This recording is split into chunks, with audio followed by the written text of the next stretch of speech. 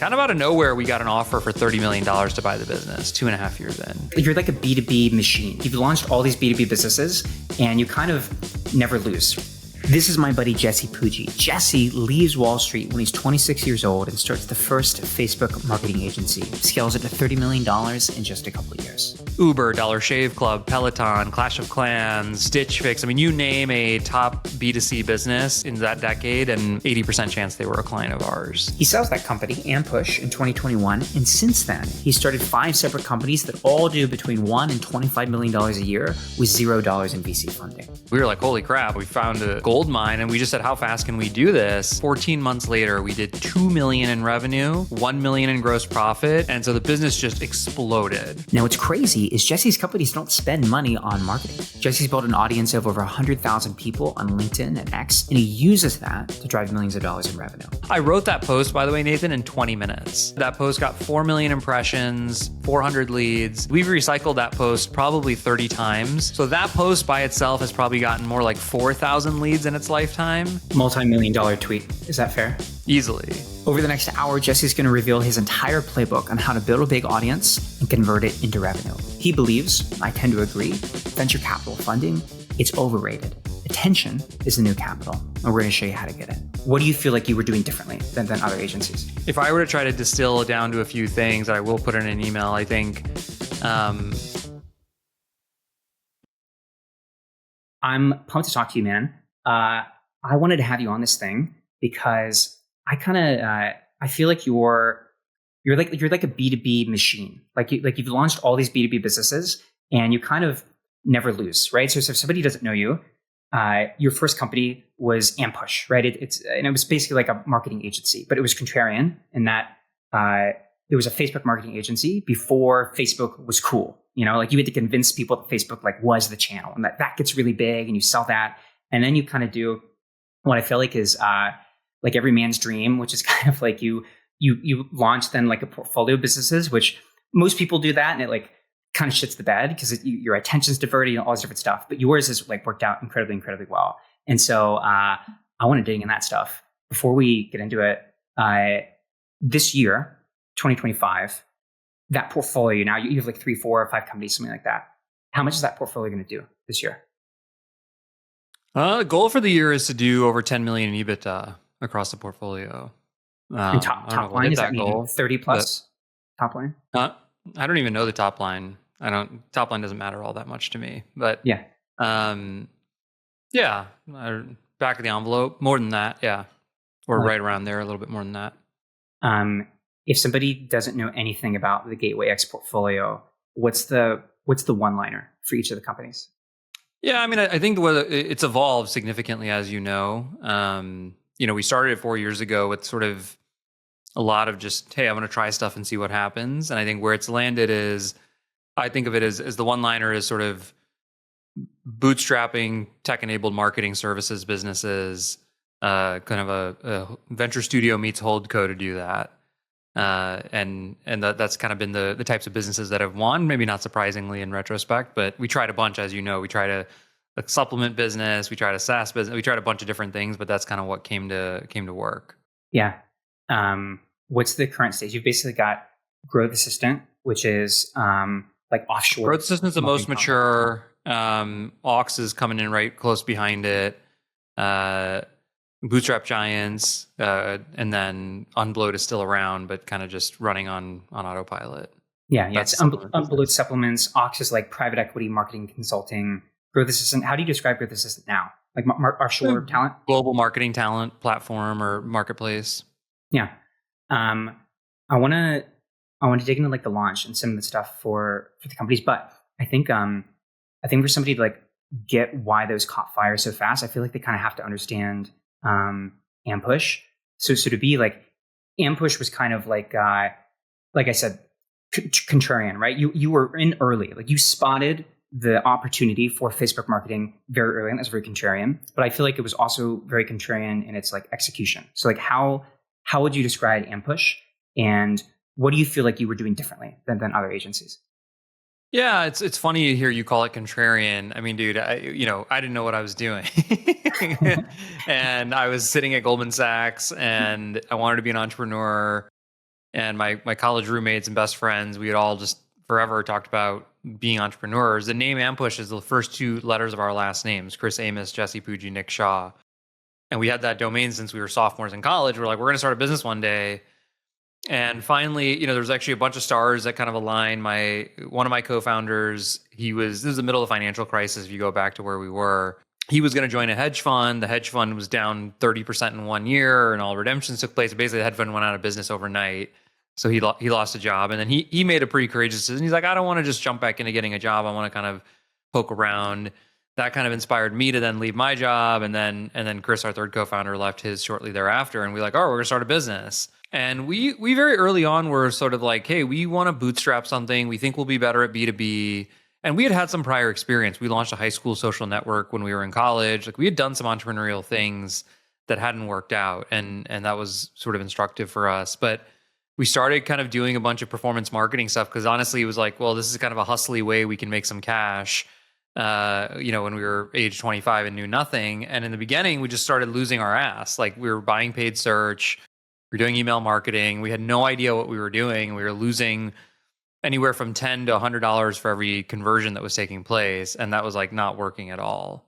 And it was for like, you're basically getting people to like apply to like online universities. Yeah. Right? At that time, the largest advertiser in the world was University of Phoenix.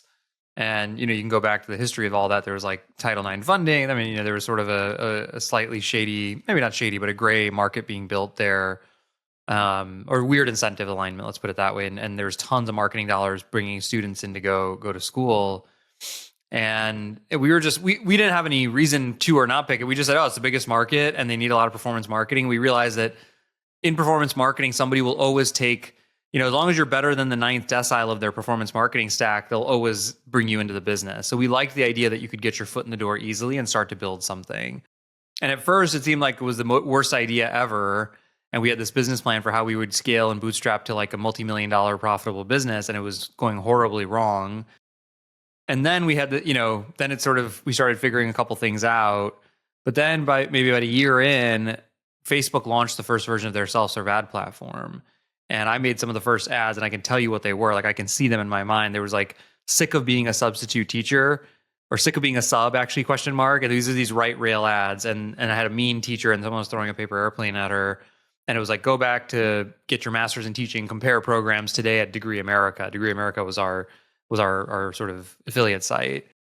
And I targeted it to substitute teachers in America, and then by state even. And like, what was a, negative 5% margin on Google was a 75% profit margin on Facebook.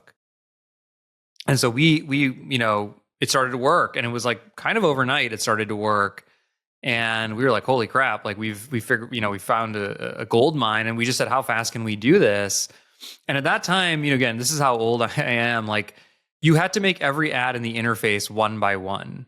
So you had to go in the interface, you had to type your headline, you had to upload your image, you had to type there was no automation at all.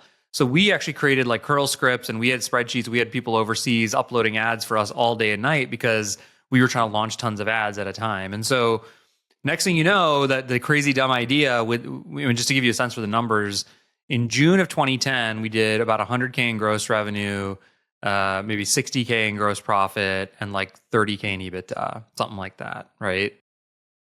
The following August, 14 months later, we did 2 million in revenue. We did like 1 million in gross profit, and we did like 600,000 in EBITDA.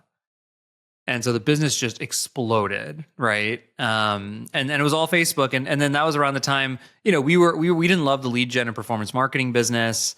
And right around that time, Facebook called us and was like, who the hell are you guys? You're one of our top 100 advertisers. Come meet us. And then that was the time they were looking for third parties to build around their API, to basically build software and services around their API to get advertisers to work on it. So we were one of the first 10 companies in the world to get that access, thanks to a lot of awesome people who helped us.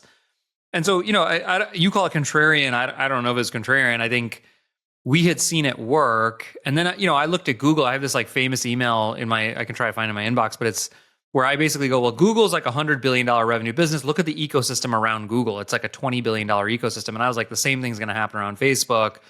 Let's make that bet. The other big thing at that time, Nathan, if you go back, and again, most people forget this now, there was a tech play around building an ad buying platform across all of the social platforms, or across Facebook, Twitter. You can build the ad once, and then it goes into Facebook, it goes into Twitter, it goes into Pinterest. We built that. Now, it ended up being the wrong product strategy because Facebook was the 900-pound gorilla, nobody else mattered. So that's when we sort of pivoted. The reason I always hate hearing Ampush called an agency, and I never call it an agency, is because it was like a tech startup to me. And for the first 5 years, we were spending as much on engineering as we were on sales and marketing, trying to build this platform. And then eventually we pivoted to more of a tech-enabled services business because Facebook had just won, and it just made more sense to do that. So, but anyway, that's kind of the short backstory. And our clients, for those listening, were Uber, Dollar Shave Club, Peloton, Clash of Clans, Stitch Fix. I mean, you name a top B2C business in that decade, and 80% chance they were a client of ours. And all the Ampush alumni like crush it. Like VP of marketing, Rippling, Ampush. Like there's like 10 major like tech companies, startup darlings, and it's all Ampush alumni. Does that feel pretty good? Yeah, I mean, I think that's the thing that I feel most grateful and proud of building, more than like, the money from selling the company or whatever. Like that stuff's great, but we really took talent seriously pretty much from the beginning through the end, and culture and all those things. And that's the lasting thing. That's the only thing that's here. And when you look at all these other businesses I've started, they're all in some ways an ode to all of that. Like I always tell people the first 10 customers at Growth Assistant were Ampush alums, right? They were like, of course I'll work with you, Jesse. And then, and a lot of the employees at Ox, as you know, are Ampush alums also. And so I think there's just no way anything I'm doing today is happening without that experience and without that talent. And I think they're not just really bright and hardworking and killer. They're all really great, kind people. Yeah. I guess a couple takeaways for me. So one is like, maybe strong beliefs, but loosely held, right? So like you pivot the idea from Google to Facebook. It works really well. I think the second thing to be is also, thinking a lot about like TAM and like what's the massive like channel going to be? Like what's the gorilla going to be? So like, now, arguably I would say that's probably like, CPM clipping or like TikTok shop, right? That's the stuff today that is like the version of that. And then, or retail media, that as well. And then I think the other thing is the hiring. So you didn't really like, that's actually fair. It's not really like an agency. Like you guys, I feel like an agency, like the idea of an agency is hiring a lot of like, Syracuse, university like talent. And you had like really A+ like people, right? I mean, was that like a big pillar of the business? Yeah, again, there was a joke at Ampush that I never called it an agency, and I wouldn't want us to call it an agency. I would call it I'd rather call it a consultancy or a strategic partner or a platform or whatever, which is kind of, I obviously understand what the business did and what it is, but yeah, I mean, we took talent really seriously, and it's funny, we didn't. I just wrote a newsletter post. I know this is a newsletter podcast. I just wrote a newsletter post this morning that'll probably go out in a few weeks about what we did. And it wasn't because we were genius. Maybe it was partly because we were geniuses or we were smart, but it was really because it's all we knew. So, you worked at BCG, I worked at McKinsey, and I wrote in the newsletter this morning, and I don't know how your process was, but when I got my offer at 21 at McKinsey, it was like the fall of my senior year. I get this overnighted letter. I get like a bottle of Dom Perignon. 5 people call me. Then I'm like, then the next day or like that weekend, they send me an Acela ticket and a W hotel stay. They take us out all weekend with 50 other kids from top schools who they've all given offers to, wine and dine us. They gave me my favorite book. Like somehow they figured out my favorite book and gave it to me at a dinner. Then I was like, yeah, I don't know. I think I want to be in the finance world, or I want to be an entrepreneur. They had 8 different people call me. A guy who's like Blackstone private equity VP. Fabrice Grinda called me, like this really famous entrepreneur. And they're all like, you should go work at McKinsey and that's like how seriously they take talent. And that's what I knew. Right. And so I'm not that smart. I was just 21 and I was like, oh, this is how companies hire people. And so I just kind of replicated that. I was like, we're going to go to the top schools. We're going to look for people who fit and who make a good sense. And we didn't necessarily want the same person who would go to McKinsey. We wanted someone a little more startup-y and whatever. But then we would we would wine and dine, we'd bring them in, we'd give them an intense interview just like a McKinsey would. And then once we wanted them, we would have people call. I mean, we would do the whole thing, and it worked. It turned into this massive talent. And then by the way, once you do it once or twice well, then people walk into the company and they, or they hear from their own university, like the person who they thought was really smart and entrepreneurial 2 years ahead of them went to this place called Ampush.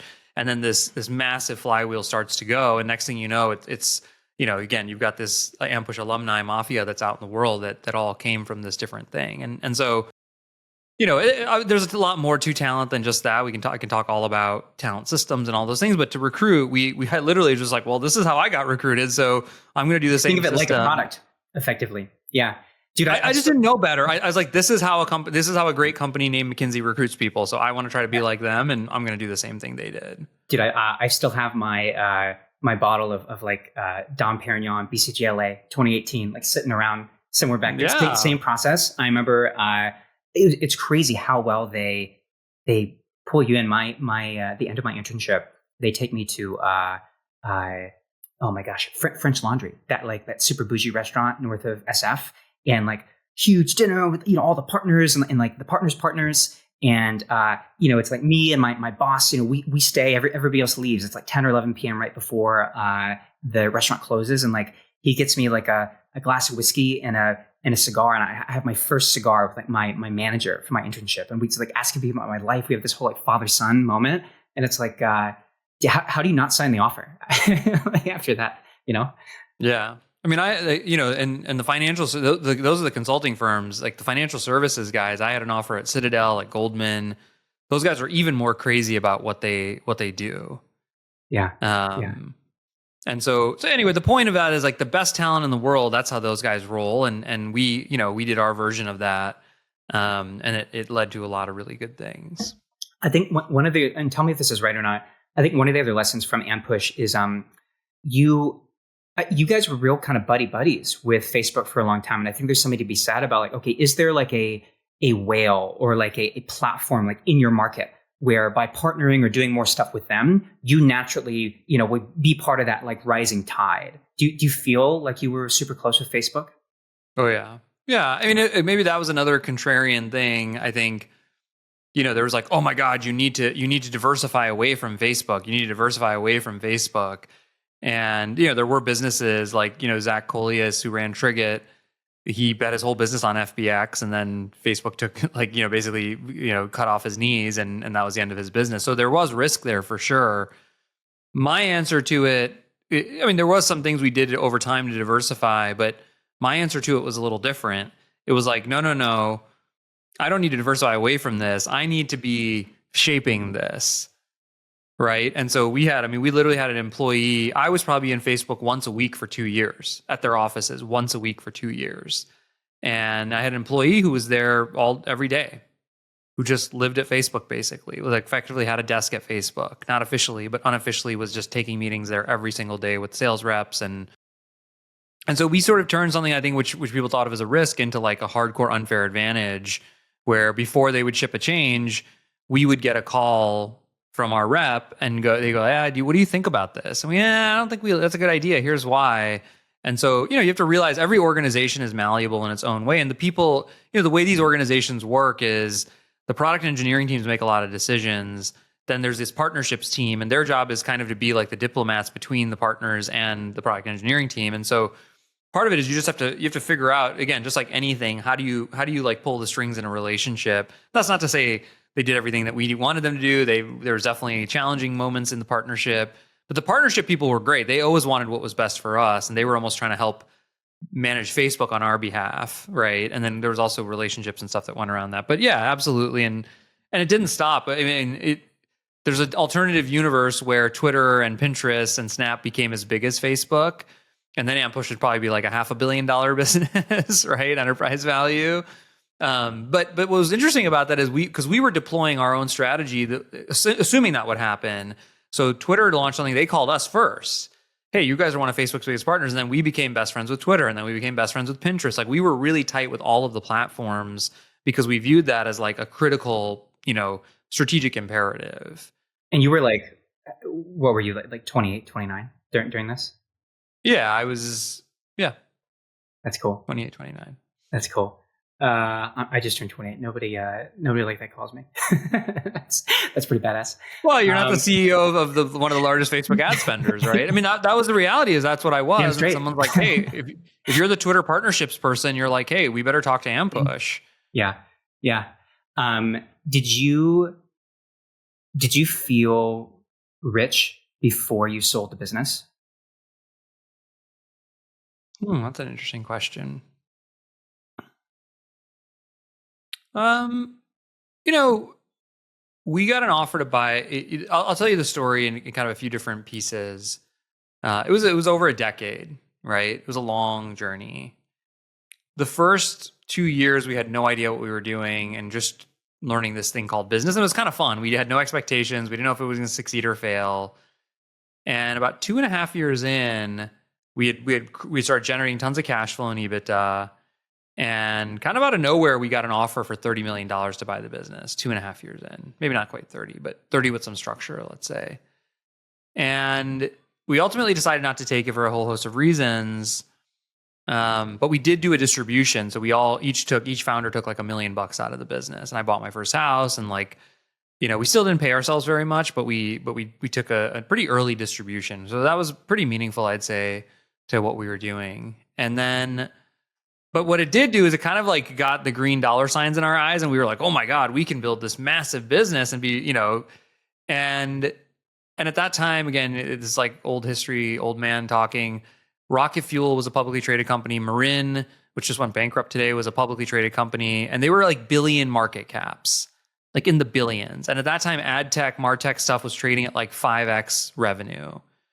So people were like, you guys should just grow, get rid of this lead gen thing, grow your social business, and you'll get bought for 5x revenue. Grow it like crazy. And so we actually brought the business to break even, grew the crap out of it through 2015.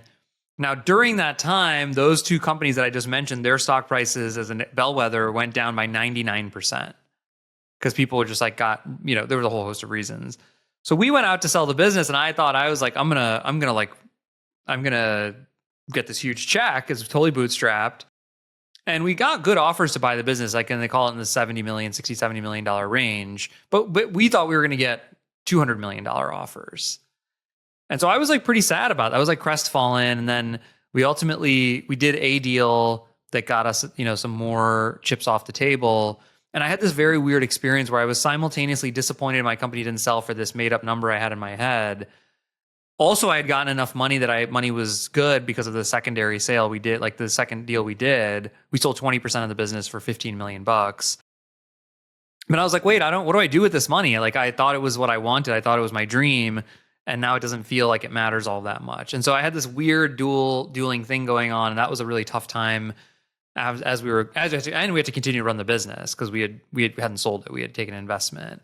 And that led to a lot of interesting volatility in the business and challenges, but also a lot of personal growth and development, which has been invaluable for me and kind of set up a lot of these next acts and all those different things. But then eventually, I transitioned out as CEO 5 years later after that Red Ventures deal. And then we sold the business 2 years thereafter. And my tenure was about 10 years all in. The whole business was around for 12 years. Yeah. How was you started Grow the System before selling Ampush, right? It was like a couple months, maybe a year old, something like that, right? It was about a year. Yeah. Okay. So, my understanding is you're kind of out of the business now, right? Like John is kind of like doing like a lot of the day to day. You get some of your time back, and all I know is you kind of somehow you meander your way into like 100,000 plus followers on Twitter, and you launched Growth Assistant with this thread. I found it took me forever to find this. I had a bookmark from ages ago. I thought this was pretty cool. This is the old Growth Assistant thread.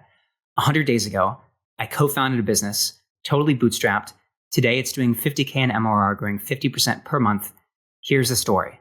It's amazing use of ellipses, and it's got like. This is back before Twitter would tell you how many impressions, but it's got like 4.6K likes, which I imagine it has to be millions and millions of like impressions. 4 or 5 million, yeah. That's crazy. How did you? Everybody would die to like kill to have a tweet like this, because I think you end up getting like 400, 500 leads from it. How do you do that right away? Because I don't think you were on Twitter that long before you started having posts that were like this. Yeah, it's funny. We're having a funny day today because at 6 a.m. I wrote a bunch of emails, and I actually wrote about this thread in one of my other emails that I'm sending out later on this month. So somehow my email roadmap. Yeah, I mean, look, the story was I transitioned out of Ampush. I moved my family back to St. Louis, which is my wife and my hometown. We wanted to raise our kids here. I took about 6 or 7 months off. It was the middle of COVID. And a lot of the ideas that have worked at Gateway have been ideas that were in my head at some level for many, many years. And again, from BCG and McKinsey, they have these massive global teams that do your slides and do your data. And I was like such a good user of them. And even from the day we started Ampush, we had global talent because you have to sit there and upload ads one by one. And so I'd been working with it for a long time. And, there's a couple different versions of this story I tell, but the one that's probably most real is it's a combination of former employees and companies I invested in. I invested in probably 10 or 15 D2C startups. And, they'd go, oh, Jesse's going to come and talk about growth. And I'd meet their growth teams once a quarter. And I was very surprised by how little they got done relative to an Ampush team. And I was like, why are you guys so slow? Like, I didn't get it. And then finally I started asking them questions, and Ampush had a massive global team. And I realized like they were getting bogged down with reporting, creative iteration, like just all these things that you have to do to make a growth team work, but are not fun work and it can bog people down. And I was like, is there not a third party that does this? And I couldn't find one. And this was before there's a bazillion companies doing it now, but this is right as COVID was happening. So somebody could be anywhere. If they were in New York, they were still on the screen basically. And so we started in February of 21, and that 50K MRR likely came 80% from Ampush alums because I just called hey, will you work with me? And they're like, yeah, sure, we'll give it a shot. And Adrienne is an amazing recruiter and talent person, and she was able to find incredible people for these companies, which led them to wanting more and more people. And then Twitter, I started doing Twitter in earnest on April 1st of 2021. I remember that day because that was the first podcast I ever did with Patrick O'Shaughnessy, and I launched it, and I kind of wrote my first story. And I wanted to do it because I was outside of the Bay Area now. I was in St. Louis. I wanted to stay in the conversation. And I really started to enjoy it because I was meeting a lot of interesting people and getting positive feedback and all that stuff. And I think that post was in May, I just wrote about this morning, May 25. So it was less than 2 months of me tweeting. I only had 6,000 followers. My followers doubled. I wrote that post, by the way, Nathan, in 20 minutes. And it felt like the post came to me, like it was a gift from somewhere to me. And I was like, Adrienne, I'm going to post this. Look, I think it could be really cool. And as you said, that post got 4 million impressions, 400 leads. What you might not know is we've recycled that post probably 30 times. So that post by itself has probably gotten more like 4,000 leads in its lifetime. Not to mention it showed us there was a channel that was untapped. And I think we've probably gotten tens of thousands of leads from organic social in the lifetime of the company. It's still the number one channel of Growth Assistant. Multi-million-dollar tweet. Is that fair? Easily. Yeah. Not bad. And feels like a gift. Doesn't feel like it was not I have a master plan to blah, blah, blah. It's I'm tweeting blah, blah, blah. I'm tweeting along. And then I have this and that whole story I tell is completely true. And it's exactly like, it felt like it came through me in that moment. And I wrote it and I posted it and had no idea what was about to happen. Yeah. And you got to be in the game to get lucky. I think that's an important call. I tell people all the time, like, you got to be doing stuff, trying things, and luck happens sometimes. And then once luck happens, you figure out how to replicate that luck. Yeah, I think you run this portfolio, obviously, and to me, there's been like themes in your all of these businesses you have grown relatively quickly. I'm sure there's bumps and stuff along the way, but all pretty good. Like I guess if you're saying that like you're going to do 10 million EBITDA, I imagine that probably means something around 30 million top line, and you've done that now in 5 years. And I think it probably took, Ampush, just as long, if not longer to get there, which is kind of cool. But the two themes, or maybe the three themes are, one, I think you're very good at market selection. Often plenty of people go through this reporting sucks. Like I hate having to do this myself. Very few people are observant enough to go, oh, well, why don't I hire, offshore talent in my company to solve that problem. And then even fewer people go, oh, this actually is working quite well. This is a great solution for us. Why don't we productize that for other people? The second thing is your bucket, I feel like, of customer acquisition. Then you're incredibly good at using organic social for that. And then also this mutual intro playbook thing, which I kind of have just stolen from you and has made us a lot of money. And it's done really well for us. That playbook. I think you paid us for it, Nathan. I don't know if you stole it. We did. Well, yeah. We did some work together too. We did all this stuff. Yeah, a little bit. Yeah. What's the mutual intro playbook? Yeah, I mean, look, there's a lot of things that I have just developed as a part of being bootstrapped, and they say constraints create creativity, and some of these things, again, they feel now that we call it a playbook and all this stuff. To me, it was just like, how do you hustle to get business? And by the way, you mentioned market selection. Like the two things we talk a lot about that I think we've learned is like unique insight and unfair advantage.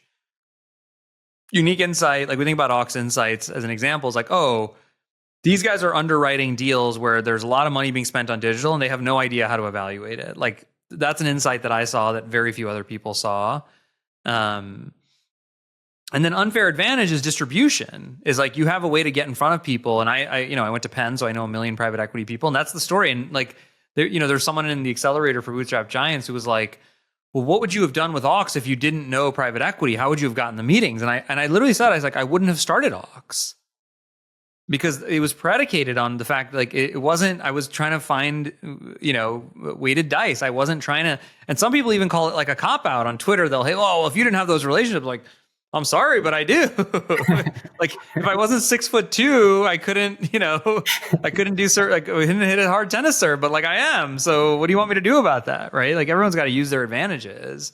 Yeah. And so anyway, I think those are the two ways we think about it.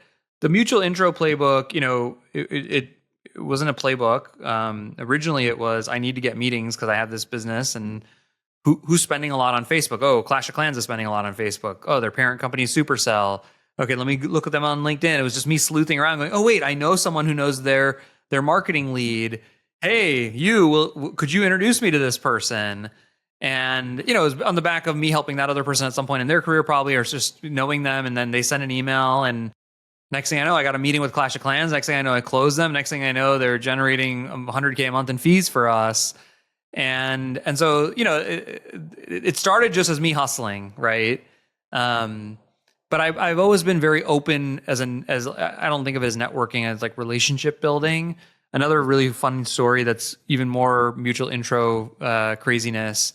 So early on at Ampush, when we were still kind of the lead gen business, a good buddy of mine who, again, and coincidentally, I was a sophomore, he was a senior at Penn.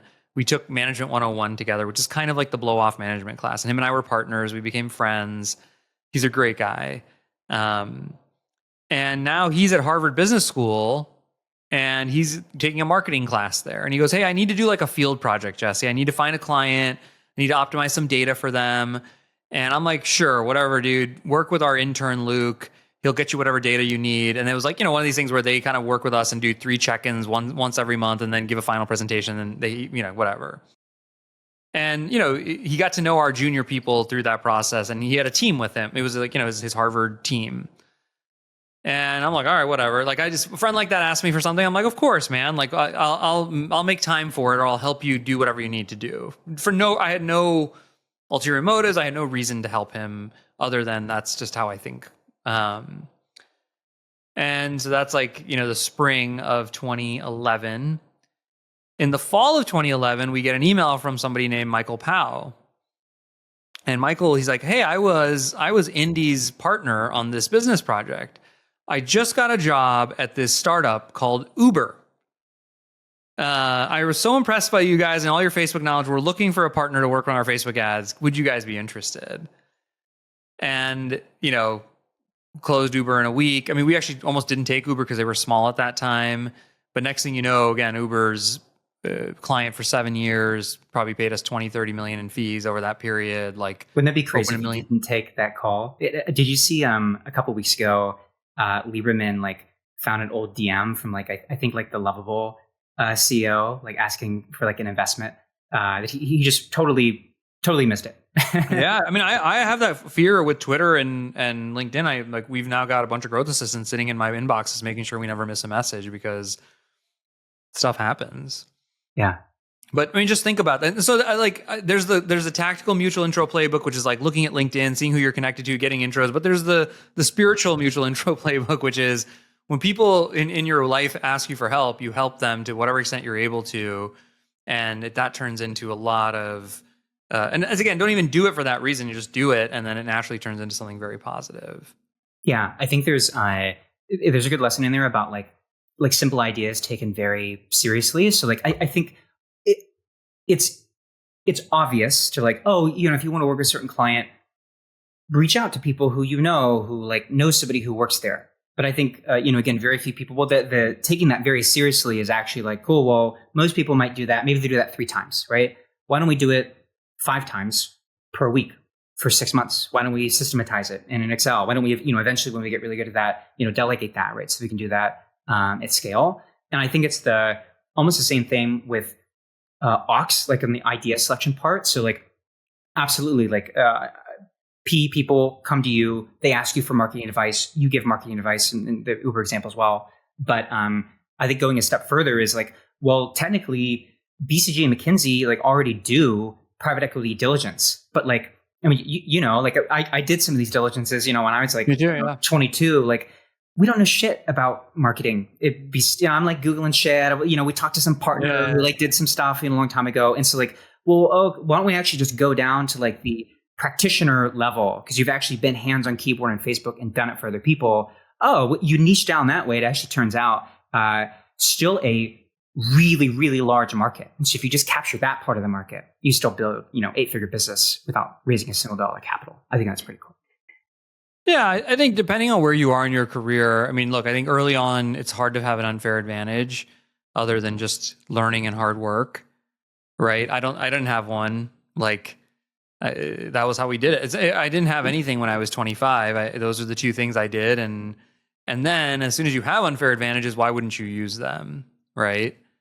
Well, dude, how did you, can I ask you about how you grew up? Because so there's you, right? You alone are like uber successful, but then like your other brother is like, extremely successful, like top lawyer, like in the country. And then your other brother founded like Left Lane Capital, which came out of Insight Partners, is probably one of the most famous, of the last, 5 to 10 years, VC firms. And that's kind of like what the hell were your parents doing, man? Like, that's not luck. It's so funny. It's so funny you say that because I didn't write it, but that was another email I was thinking about writing more as a reflection of like, what did they do? Dude, we're in sync, man. I like this. I like it.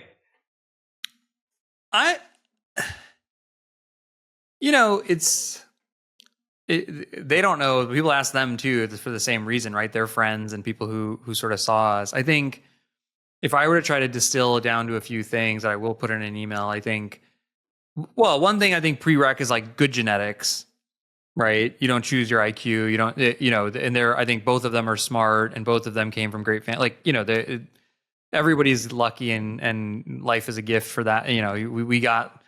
We won lots of lotteries, right? They came to America. That's another lottery. Like that opened up so much opportunity for our family. I don't think we would have had the same opportunities if we grew up middle class in India.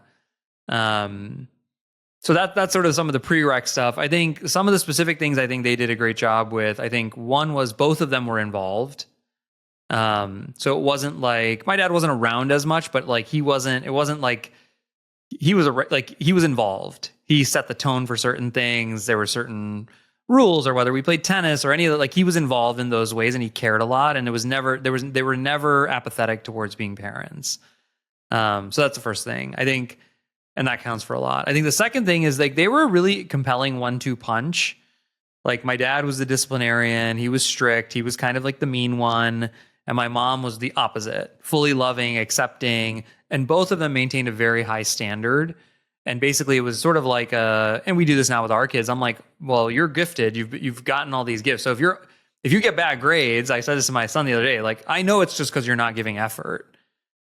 right? Because you don't get to wait. You don't get to say it's. I mean, you could say it's hard, and sure, we'll get you the help if that's the case. But generally speaking, then both parents were like, dude, if you're not performing, and then they were pretty good about like there's different forms of parenting. What they call, I think, autonomous parenting, or maybe that's not the word for it. I forget the word. Authoritative parenting. So it's like engaged. They weren't micromanagers. You know, like I can remember very distinctly, we had a rule of like, if you got straight A's, you got $100. If you didn't, or in your progress reports, you were not trending towards it, you were like, you know, your phone got taken out of the room or your computer got taken out of like, it was just a very, and if you handle your business, nobody cared what you did. So that was another thing. Like maybe there's a different point. They prioritized extremely well. Like get good grades, be respectful and whatever.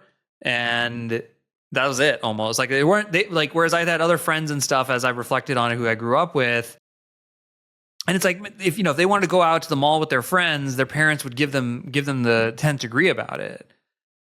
Like my parents, they didn't get involved in anything other than 2 or 3 things that really mattered. Honestly, I can't even think of a third. Maybe the third one would be like, are you engaged in activities and sports and stuff that's like, and they didn't think of it for like get into college. They thought of it as just a good way to be a well-rounded person.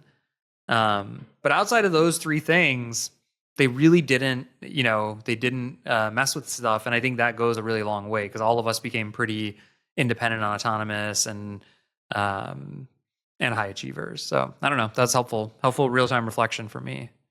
So not getting involved in the minutia, directionally supporting the big 2 or 3 things that matter, incentive systems.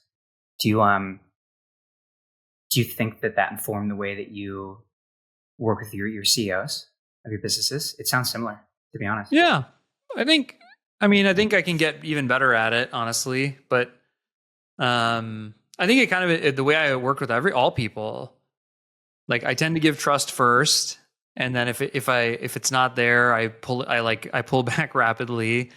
And yeah, I think it's really important to like focus on a few things that matter. Because man, you can get bogged down in so many different things, and again, like my parents just didn't think about what our relationship with girls. They didn't, I just think about all the things. We had a lot of freedom and autonomy if we handled our stuff, and if we didn't, we had none. Yeah, right. So it was like there were times when that happened. Did that inform how you run your businesses? I mean, I think. Yeah, I mean, I think whatever, hiring and firing, I think if something's not working, you got to let someone go. I think that's part of it. I mean, I would have summers where I'd be locked down because we got in trouble about something. But what if you look at growth assistant, so like we talked a lot about like how do you, so one, market selection, fundamentally important for that business. You guys were pulled into the market. Like there's a story of like you going to Shop Talk and like your other business, Kahani, gets like, they pair you with meeting people, to go meet, potential customers, and Kahani gets like 3 and you get like 30, right? You got pulled into this market. And then there's this like customer acquisition playbook that I think you've done very well, right? Organic social, these viral posts, pulling people in, and the mutual intro playbook.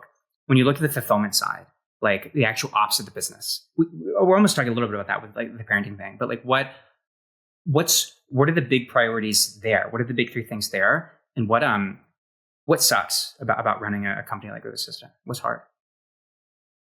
At the end of the day, the business is supply constrained, right? And I think most people feel and think that any business, most services businesses, by the way, are fundamentally in the medium to long term supply constrained.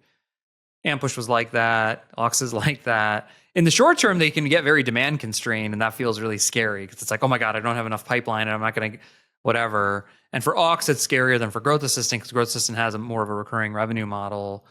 But ultimately, the hard part is actually, can you attract and find and select great people?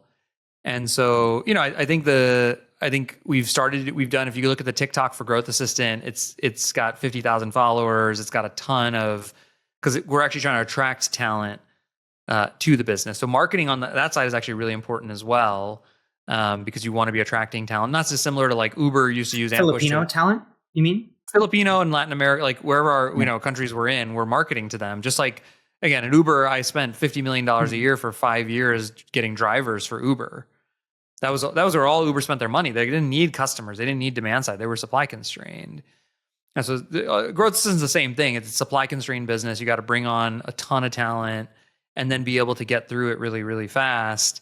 And, I think the hardest part, and Adrian was a one-woman show for almost a year when we first started the business. And one of the genius things that she did that has been very hard to scale has been matching talent. So it's one thing to find good talent. So let's assume you can do that and you can bring in the clients, but like certain people fit with certain customers. Like the person who works at DoorDash might not be the right person who works at OpenStore, who works at True Classics, or there's cultures and there's expectations. And Adrian, when she was just doing it all herself, I would bring in the business, hand it to her. She'd meet the client and do intake and then go, oh, well, I think they're like this. Then she'd be interviewing the people at the end of the thing. She would just, her hit rate was 90 something %. And it's been difficult to scale that. And it's not a talent issue so much as a matching issue. I see. And so the way that business works, like if you pull it apart, is you guys, the growth assistants work for growth assistant, right? There are employees, yeah, and then they're essentially like leased out or subcontracted out to the client. So you always have to think about utilization. Like you're building the supply basically, and then that has to be matched. So if you're not at 100% utilization, that like directly basically eats away at like EBITDA or profit. Is that fair? That's not exactly how it works, because it's like there's a mix of on demand and there's a marketplace and a pool. Like, okay, we don't have a ton of utilization. That's actually more like Aux is more utilization oriented because they're full-time US employees. These are more contractors who we're bringing in and on and off depending on what's going on. There's a little bit of that, but it's not meaningful. Okay, makes sense. But it's much more. The reason matching matters, maybe that's what you're trying to ask, is because that like the data is so consistent. If in the first 60 days we get an NPS survey back and someone says 9 or 10 in terms of how happy they are with the person, their likelihood to churn is basically 0%. And then their net churn is going to be negative, whatever. It's going to be like they're going to get 5 more people. If they're 6 or below, they're probably going to churn and they're probably never going to talk. So your ability to match the right person to the right client is the whole business effectively. First, you got to find the right talent, then you got to match them. Yeah, it makes sense. People are the product. Do you think maybe 2 questions for you on GA really fast? So one is like in the same way that Aux is a much niche down and therefore like a much better like executional version of marketing diligence versus like a BCG or like whatever. Could people niche down a growth assistant? Like, do you look at like, so we both know this guy, Fayez, who's doing kind of like growth assistant, but for home services. And I think he just posted he's doing 90K, 95K MRR or something like that. I was like, oh, that's cool. Okay, we do the talent, but only for like HVAC, plumbing, whatever. So we know you super well, plumber guy. Could there be like 15 of those? Sure. Hundreds. Yeah. I mean, the BPO market is an old market that's been around for there's 10 publicly traded versions of it. There's private equity owned 30. Every version of it you can imagine. That's some of it's just talent, some of it's solutions, some of it's whatever. But yeah, I mean, not only do I think there can be niche down, I think that's the way you ought to build it. Like we now inside of Growth Assistant are launching essentially like an agency only part of the business, where the only clients we're going to work with are agencies in that part of the business. And it's like, we can become expert. We know their operations. Of course, like we can design an offer that like Somewhere could never compete with, or Oceans could never compete with, because we know the agency business so well. We know exactly how they should set this up. We're like consultants helping them think through this. Nobody can compete with that. And now you look at the number of agencies and, I don't know the exact number, but there's probably thousands of agencies, maybe tens of thousands. All of them need 5 people from us. Well, that's 50,000 people, right? Or something like that. It's plenty big enough to build a massive business. Yeah. I'll have to send this to you. I don't even remember how I got this, but I have an Excel sheet. It's probably, I don't know, it's from Apollo or Liskit or something, but it's like 30 or 40,000 agencies. There you go. So all I need to do is get them 5 people each and I'm a billionaire. Yeah. Yeah. Right. And is that why, like, cause you're very friendly, I would say, to like other, you and Austin know each other. Like Austin's got Oceans, like Alex Lieberman has one now, right? There's like, I'm forgetting the guy's name, but the guy who had somewhere, Sean, I guess technically, and Nick have somewhere, and then you've got like Fayez. Like, does it not feel like competition? Because you guys kind of talk and you trade learnings. Yeah, I don't. I mean, this kind of a market where it's so fragmented, it's so big, it really doesn't have to be zero sum. Obviously, there's some like Oceans probably competes more with Growth Assistant, somewhere a little bit less, but like I don't know. At the end, I mean, even when I was working with direct competitors, I was very friendly. Like there at Ampush, there was 7 other companies that were Facebook's most favored nation companies, and I'm friends to this day. I'm friends with all of the CEOs of them, and we were like the 5 families. We would go meet with Facebook once a quarter, the 8 of us, so we got to know each other really well. And oftentimes we would be caballing to convince Facebook to do certain things. Right. So I don't know that there's anything such thing as a competitor or an enemy, huh? Is that like a mafia reference? Yeah. Cool. Nice. All right. We would, these 8 companies would we would coordinate our responses to Facebook because we'd say, no, don't ship that change. Don't ship that feature. So my point is like, I'm not sure that I think my mindset is pretty positive sum, not zero sum in general. And then in this market, especially, I think there's an unlimited amount of clients and an unlimited amount of demand. Yeah. What are you guys going to do going forward? Like, how do you go from 20 to 25 to 50? Because like Twitter, LinkedIn, way harder. Like threads just don't hit like they used to.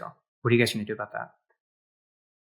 We're figuring it out. I mean, I think they're still producing a fair bit. I think we're doing a lot more, events. Like I had a big CMO roundtable dinner in San Francisco earlier this year.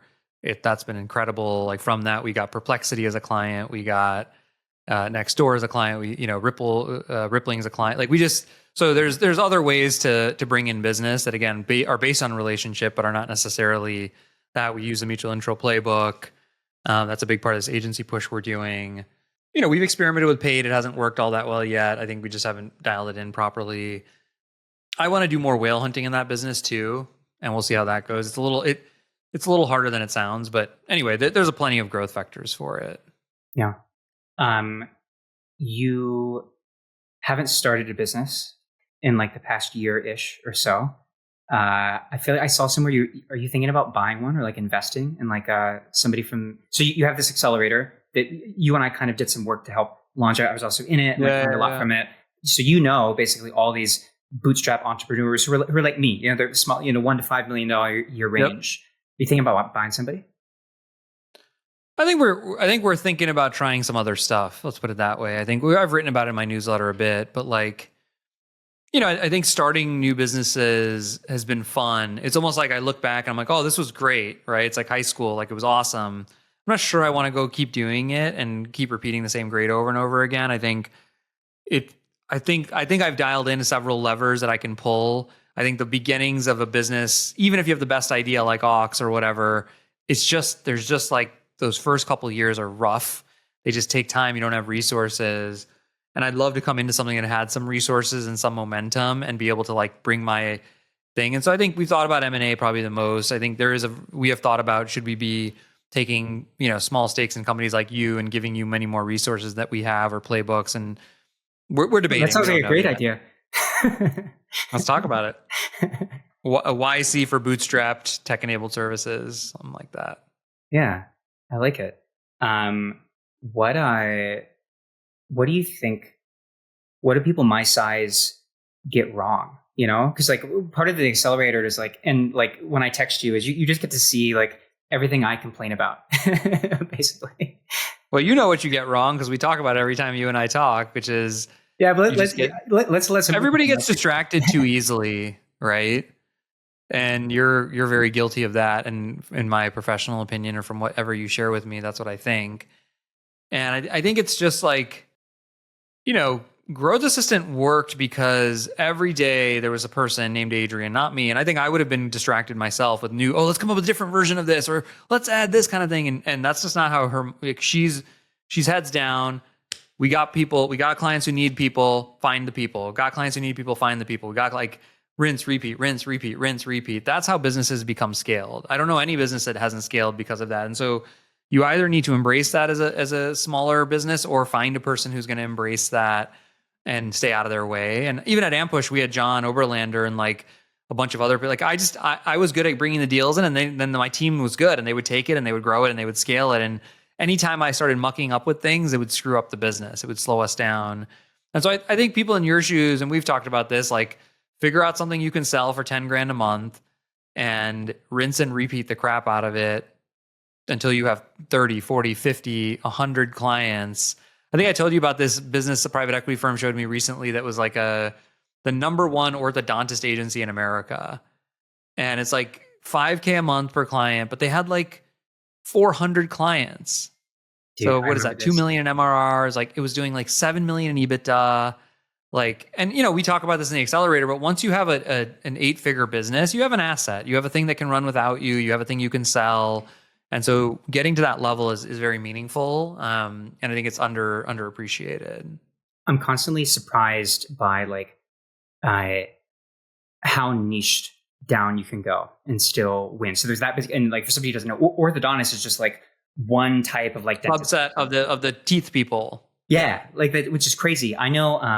I saw like an ad for an e-commerce agency that only does brands that have products for dogs.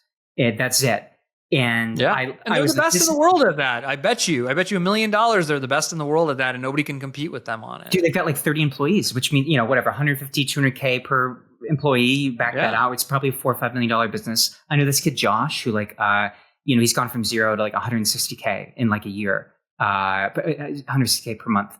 He just runs around New York doing street interviews for like Obvi and Groons and like every major e-commerce company. That's just street interview ads.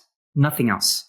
I love that. I like that. It's caused me so to. I think, look, dude, we're blessed to live in America. It's a $20 trillion economy. So you can get your little piece of it, and it's going to be extremely valuable. Yeah. Who do you look up to? You have a lot of people who look up to you. Yeah, I mean, I think there's like some of the classics, you know, like Bezos, Buffett. There's like the things they've written. I've read a lot of and ingested and digested. I think there's some other folks who are, you know, probably less known, like Rick Elias, the founder of Red Ventures, obviously somebody I look up to and I think of as a mentor, and I've learned a ton. Both him and his other co-founder Dan Feldstein have taught me a ton about life, about business, about being a father, just like all these different things. You know, I think there's a lot of like, I'll call them contemporaries, but people who I think are really impressive, like Mike Beckham, who runs Simple Modern, Josh Payne, who sold Stack Commerce. Like there's a lot of people who are like kind of friends, but also like, oh man, when I talk to them, I'm like, damn, like we can learn from each other. We can level each other up. Is there a theme? I don't know.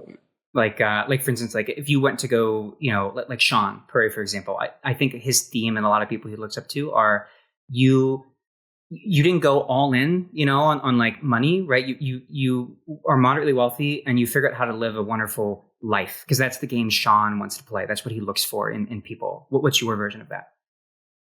Yeah, I don't, you know, I think there's a brilliance in every person and like a light in every person that's different. And I think it's much more on me to pull out I think everybody, you know, like there's parts of Elon Musk that I think are kind of disgusting, but then there's obviously parts of him that I'm like, whoa, this is really inspiring. And so I don't, you know, it's not like, oh, I either follow you or don't. It's like, well, hold on. Everyone's got something compelling to learn from and that you can pull from. I'd say if you put a gun in my head and said, well, no, it's probably like, it's like people who have been able to be really successful in business while maintaining their family, like, and while being able to kind of balance those two specific things, which I think there's a lot who go in one direction or the other, but very few who can balance both. Yeah, I like it. Cool. I appreciate you doing this. This is awesome. For sure, dude. I'm pumped. Yeah, good stuff. Okay. Talk soon.